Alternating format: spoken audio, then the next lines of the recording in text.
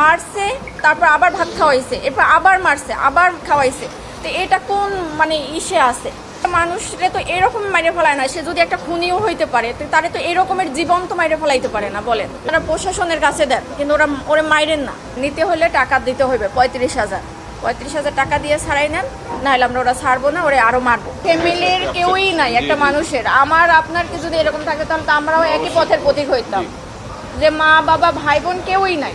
মূলত 11টার দিকে আমার বাবাকে ফোন দেওয়া হয়েছে, রাত 11টার সময় ফোন দেওয়া হয়েছে, আপনি কি তোফাজ্জেলের মামা? তখন আমার আব্বা ধরছে যে, তখন বলছে যে তোফাজ্জেল এরকমের আমরা ওরা আটকাইছে, এই হলে আছে, এখানে এখন ওকে মানে নিতে হলে টাকা দিতে হইবে 35,000 টাকা দিয়ে ছাড়াই নেন, নাহলে আমরা ওরা ছাড়বো না, ওরা আরও মারবো। তখন আমার আব্বা বললো যে আমি তো গ্রামের বাড়িতে, আমি কীভাবে করবো। তখন আমার আব্বা আমাকে ফোন দিছে যে তুমি একটু কথা বলো, তোফাজ্জেল নাকি এরকমের মানে উনি ওর হলে এরকমের ওর কথাবার্তা অসঙ্গতি পাইছে, এই জন্য ওরে ধরছে, ধরে ওরে মারতেছে। তখন আমি ওই লোককে ফোন দিছি যে ভাই এরকম আমি তোফাজ্জেলের মামাতো বোন, ওরে কেন মারতেছে? তাও বলতেছে যে ও আমাদের হলে ঢুকছে বা করছে। তা আমি বলছি যে ভাই দেখেন ও পাগল মানুষ, ও যদি কোনো একটা অন্যায় করে তাহলে আপনারা প্রশাসনের কাছে দেন, কিন্তু ওরে মাইরেন না।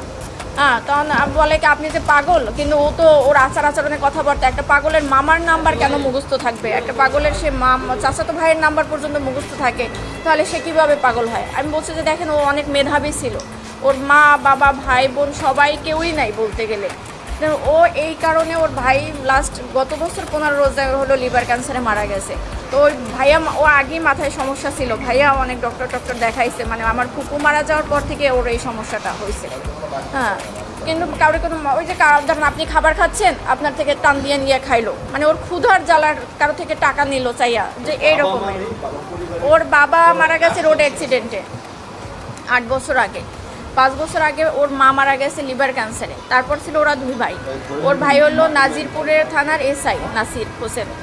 তখন উনি গত বছর মানে পহেলা রোজায় ধরা পড়ছে ক্যান্সার, উনি 15 রোজায় মারা গেছে। তো ওর ভাই মারা যাওয়ার পরে হইলো ও একদম রাস্তার উম্মত পাগল হয়ে গেছিল।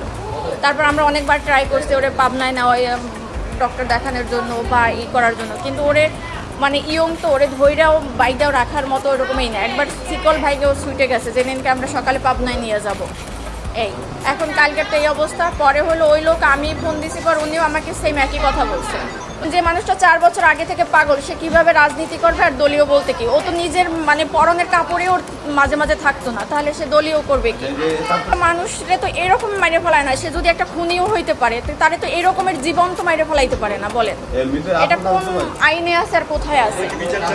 অবশ্যই চাই একদম মানে সঠিক, যে মারছে তার একদম মানে সেই সর্বোচ্চ মানে আইনের সর্বোচ্চ ব্যবস্থা নিতে হবে। কারণ ওর গার্জিয়ান নাই, সেই জন্য একটা মানুষ, অসহায় মানুষরা তো এরকম মারতে পারে না, একটা কুকুরেও তো মারতে পারে না, এরকম মারতে মারিয়ে ফেলাইতে পারে না। মারছে, তারপর আবার ভাত খাওয়াইছে, এরপর আবার মারছে, আবার খাওয়াইছে। তো এটা কোন মানে ইসে আছে?